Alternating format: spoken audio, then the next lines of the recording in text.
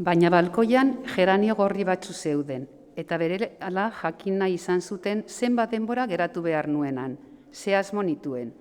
Haien iritziz, euren edertasuna kaltetzen nuen, eta biziki amorratzen zituen ni han egoteak, haiei begira. Ez kezkatu lasaitu nituen berehala, galtzerdiko itadu bat besterik naiz, oso bizi laburra geratzen zait, ez zaituztet luze gogaituko, benetan. Nire erantzunak ez zituen trankildu geranio gorri haiek.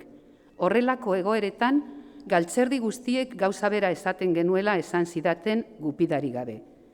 Ezagutzen zituztela bai, kasu ugari, oso gustura geratu zirenak denbora luzean balkoi hartan, eta inor etzela sekula santan haien bila etorri. Eta nik berriz ezetz eta ezetz, hori etzela nire kasua izango, zin egiten niela nire bidaiari segituko niola. Enuela, hain jauzi arriskutsua eman, han txorimalo bat bezala zintzilik geratzeko. Plinio nire bila jeisten ez bazen, ea zer gertatuko ote zen errepikatzen zidaten haiek amorratuta, eta nik lasai egoteko. Sorte pizka bat izatea espero nuela, eta baietz, bizitzak beste aukera bat emango zidala.